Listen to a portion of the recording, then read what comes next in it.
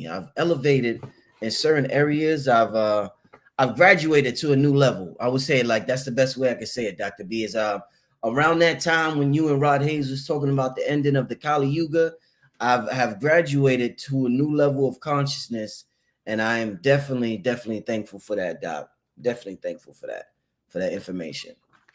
Well, you know, we all actually everything under the sun and everything in the solar system has actually elevated and changed. Excellent. It's just that, you know, some people are more sensitive to the shift and the change and more aware of the change, and nothing is staying the same. We're always changing. But what has happened now, I mean, even in Dr. B's world, if I broke it down, what has happened just in the last month, I mean, the opportunities, business opportunities, personal opportunities.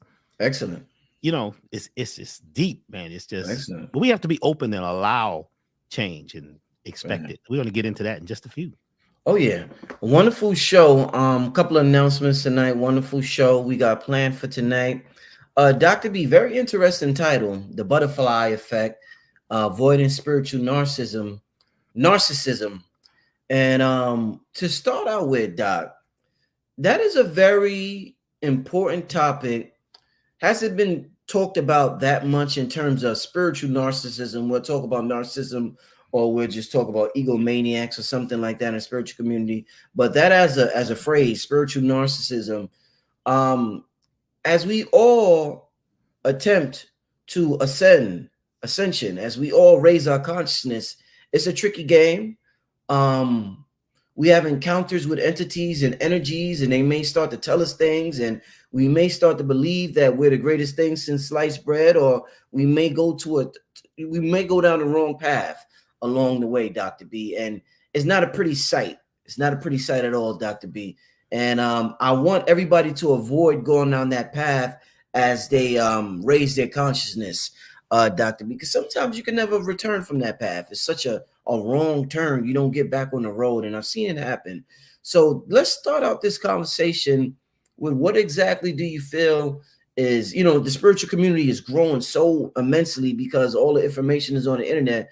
I want the family to be warned about spiritual narcissism, and you could tell them what it is and what can they do to prevent from getting trapped in this this frequency of spiritual narcissism, Dr. B. I think that we have to be careful because the ego is a very interesting creature. And sometimes when we learn new information, we desire for everybody to know what we just learned. Yeah. Oh, yeah. So we go tell it on the mountain. We're telling everybody. I remember when I first stopped eating, chicken. And I was the chicken master, man. I used to know how to make chicken in every kind of way you could think of, man. And I now was going to all the family outings talking about the chicken, talking about what people were eating. Do you know what you're eating? Do you know the chickens do blah, blah, blah? And they eat maggots and blah, blah, blah. People were just like blown away.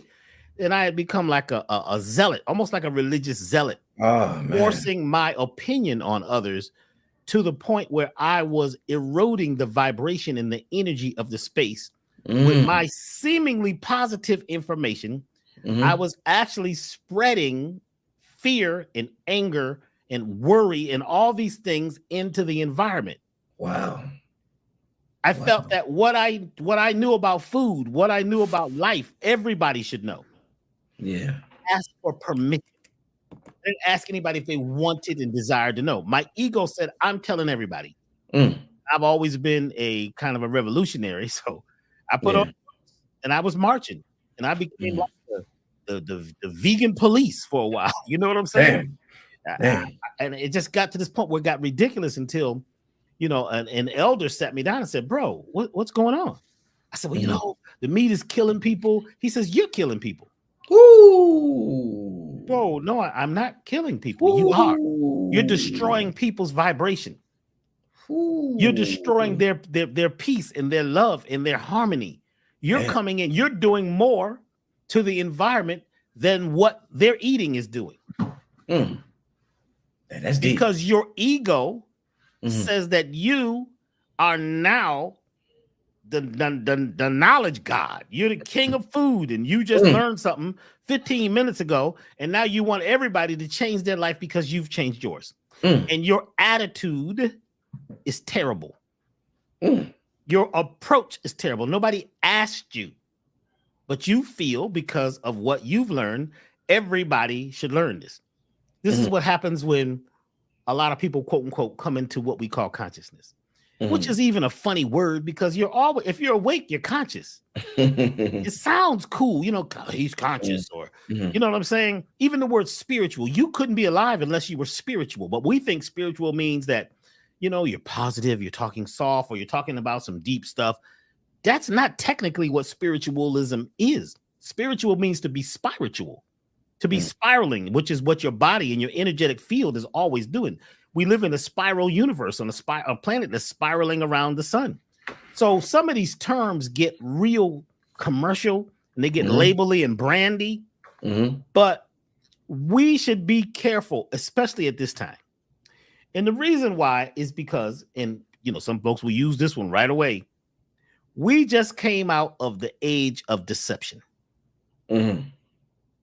At least 6,000 years. And let's just say the last 2,000 where it was the deepest, what they call the age of Pisces. This was the age of deception.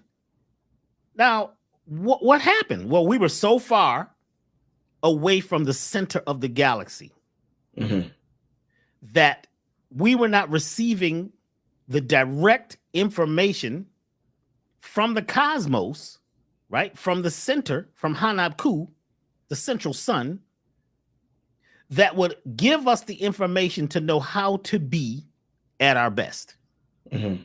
So we were like devoid of funk. You know what I'm saying? We were lost. We were just out in space, floating. Technically, it's what I call the junkyard. And I think in our last, program, I talked about the junkyard effect. So what happens is people come along with this knowledge that everybody doesn't have. And some of them became leaders. They became prophets and all these different things, right? So now we get to a point where we're out of the age of deception. But some of us still have the energy of deception. And we think that what we know and what we have is the true knowledge. It's the best knowledge based on what we're studying. We begin to deceive ourselves and say that this is the facts. This is the truth. When actually, almost nothing you're talking about is an actual fact. Most of what we talk about, most of what we know are theories. They're not actual facts. It's not, this is the way we should do it. This is what Black people do. This is what Africa was about. This was about Egypt. Nobody even really knows what was going on in Egypt. Billy Carson might know the most because I think he's from there. You know what I'm saying? But I'm saying that what we are talking about is references and labels. So you went and studied a bunch of references and labels, and now you know this stuff about health and about whatever well-being. And something in you says, I got to go tell everybody and force this down people's throats without them even asking. Even when I do my classes and my workshops, I always ask for permission. See, people don't even ask for permission. It's the ego. I know what I know. You know what I'm saying? And you think you really know it, but you can't really know it because the only thing you could know is knowledge right now. To know means to have knowledge right now in the present. Are you? Let's just stop. Let's slow down for a second. Just because you learned some information, you went to a lecture, you read a book, you heard somebody speak, and it affected you. Does that mean that that is the actual facts and the truth? What is truth? You got to get down to that. Truth is not facts. Truth is what people are pumped up and the whole group of people agree to, which are called memes. A meme is a socially agreed upon idea. A meme. A mime, like a person that's, see them, they be doing that thing at the park or at the zoo or whatever, those are memes. Those are ideas that have been placed in people's heads. So I remember I was talking one time and, they had this concept about, where all people were from. And we realized that we couldn't be from where they say we're from because we're from everywhere. That would say that that's our beginning when we have no beginning. Right. We've always been. So why do we have to have a start point and an end point? Why do we always have to say that this culture was the best culture? Because we keep talking about, you know, superiority and who was supreme and who thinks they're supreme. And then we start acting like we're supreme, you see, and all of a sudden now it becomes diluted. It becomes a situation where we're attempting to feel better about ourselves. Mm-hmm. We need, because we've been through so much oppression, but we have to remember, after being oppressed for a certain amount of time, you can easily become the oppressor. The oppressed people become the oppressor, or protect the oppressors. Do you understand? That's Stockholm syndrome. Is that right? You come to save the people. They don't want to be saved. They love, you know, being in captivity. They like their captors. They've got a relationship now with their captors. In fact, they don't remember what it was like to be free. A lot of people don't remember what it was like to be free. So now all of a sudden, when you get off the plantation, right, you can easily create a plantation in your mind. This is what most people have done. It's a new plantation. And now you want to be the big sheep on the plantation.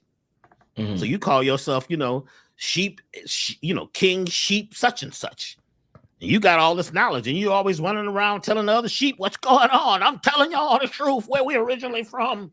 We're from Sheep Planet. We're not from blah, blah, blah. And we pump up all this knowledge, right? We want everybody to know. There is a difference where if you are coming with an open heart and a loving heart, you're not forcing information down people's throats. You may be giving information, offering information in a place like this. People have asked, by signing on, by being a member of the Black Magic, you know, YouTube channel, they're actually joining and they're asking for information. But a lot of times we're giving out information that we think to be factual and we're pumped up about it and we're forcing it down people's throats. We're doing, you know, I was on a tour many years ago. I did this tour where we were in a documentary. It was the first, they say it was the first all Black natural health documentary. And it was maybe 5 or 6 of us all on this documentary together. Some of you know it. And I had to leave the tour because we went on the tour to different cities. And I just noticed how many people who were supposedly talking about health and healing were yelling at the audience, judging, pointing the finger, and actually mean-spirited. Wow. It was angry, man. In fact, we got to Detroit. It was so deep that the people on the stage wanted to physically attack one of the other people on the stage, Dr. Africa. They didn't like what he was saying. And he didn't like what they were saying. And it became a whole thing back and forth about who was right and who was wrong. This is right on the stage. Damn, angry vegans? That could be that could be the name of a documentary. Angry vegans. Wow. Well, some vegans are angry because they really want to eat meat and they can't because they've joined into the Church of Veganism. You see what I'm saying? I gotta take this slow because this subject that you brought up is so important. We're angry a lot of times because we didn't get information or we felt we were lied to or we were deceived. So now that we know it, we have become angry, and our production, our way of expressing it is in an angry, mean way. Right. Because we feel like sometimes people's language of love is anger and meanness. That is their language of love. You know, I remember this girlfriend, you know, I had many, many years ago. She was like, well, you've never beat me up or anything. You never slapped me. I was like, well, I would never do that. She says, why not? I was like, huh, what do you mean, why not? Well, sometimes a woman needs to be. I'm like, what? And I realized that this wasn't a relationship for me because that's what she knew as love. That's what she knew in her household. You know, There was, if people wasn't getting beat down and if there wasn't a little blood on the floor, it wasn't right. Because that's what some people have agreed with when they've been under oppression, they've been under trauma. Once you've been under trauma so much, you now are not in trauma, right? Physically, but you can be traumatized. Right. And now you expect trauma or create trauma. And there may be something beautiful, something, the greatest situation just popped up. But because you have been oppressed and you've been traumatized so much, the saboteur in you will stop you from actually moving into something that's a great opportunity for you. You'll stop yourself because you say, I don't want to fail. I don't want to get beat. I don't want to lose. I don't want to be enslaved. So what I'm going to do is I'm going to scramble and scuffle the whole thing so that it doesn't happen, so I can't lose. A lot of us can't win for losing because we think we're losing. Just think about this. I'm not going to go there because I'm going to go there when we talk about the butterfly. Right. But I'm going to say just a little bit. Yeah. Because I definitely want to ask you a question real quick about Valentine. But go ahead, yeah. Okay. This is real quick. Yeah. Have you noticed how often we say little? That's a good point. Great point. Why do we keep belittling ourselves? Great point. Little, my little business, my little car, my little house, my little idea. That's my little brother. That's my little sister. But all of y'all grown now. We're grown people. They still little. Yeah. We have this thing about measuring things and making them smaller because if we seem too big, you understand what I'm saying? Sometimes that's going to cause a wave of energy to make you break out of your box that you're in. Some people have broken out of this box and it's gone crazy. Now everything is big. Everything you're saying, you're loud, you're screaming, you're upset, you're mad, and a lot of our teachers are angry spirited while they're speaking. So I had to, remove myself. And Dick Gregory talked a lot about this with me, when in the 90s, where he was like, B, you're so, upset with the people. They can't listen to you. You're just making them more upset. You're affecting people like that with that energy. A lot of us name ourselves something to aspire to be something, or we name ourselves something because it makes us feel bigger, it makes us feel taller or more connected or more this or more that. We're going to get more into that in just a minute. So just keep that in your mind and go ahead and ask your question. Yeah, just real quick, I want to ask you, because I know you're about to go in, and just an example of, I want to know, do you think we're talking about spiritual narcissism, and this is very important for everybody who's on their path and those who's just getting on their path so they won't go down that direction. Do you think, because of what today represents in terms of European holidays, do you think criticizing someone for celebrating Valentine's Day is a form of spiritual narcissism? And the reason why I ask that is because every Thanksgiving, Christmas, Valentine's Day, July 4th, not all the conscious folks, but a lot of conscious people get on the internet and start bashing everybody who celebrates the European holidays. So you think that is a form, because at the end of the day, Blue Pill, let me just say this, Blue Pill made a point on Instagram today. He said, does conscious people have a single day where you just single out and celebrate a loved one? If we're going to criticize Valentine's Day, what's our day where we take our lady, or your ladies take their man, and you just show them unconditional love? So he just brought up a good point. But my question is, criticizing ones who celebrate Valentine's Day a form of spiritual narcissism, Dr. B? I think that most of what we've been taught is narcissistic behavior, to point fingers, to say they're wrong, they're right. If we look at the roots of many of these holidays, it does get real sketchy where it came from. The question is, what does it mean to you? You have to come up with a definition that means something to you. And rather than talk about what is the problem with this day, like you say, create your own. What is the day of love? And why does it have to be one day? Me, I don't have a day to be loving, to be caring. Every day I'm attempting to be more loving and more caring. Even on this program right now, I'm attempting to come with a message of love, of harmony. I'm a musician. It's about the rhythm. It's about the tone. Even it's like some music is just yelling at you all the time. And you listen to that all the time, and you're yelling. Your music is yelling at you. People is just mad and angry. Well, that is a program. That's a construct that was created for the animals on the farm. Keep them agitated, because if you keep the animals agitated, they can never come together and free themselves from the bondage. So a day of harmony, or a week of harmony. Why can't we have a week? Just like, why do we have Black History Month? I'm not with Black History Month. I don't celebrate. I'm not telling you what not to do. I don't do it because that's just to say that there's a month of time where we did some good things. Right. Okay. We just should be the way we're being all the time and not wait for Valentine's. Right. Not wait for whatever holiday, create your holy day or live in a way where your walk is about whatever your concept is. Your who are you? And be that all the time. Is that am I answering the question? I don't know if I'm ever answering. Oh yeah, no, you definitely answered. I understand that, but my point was, is it narcissistic to criticize them? I understand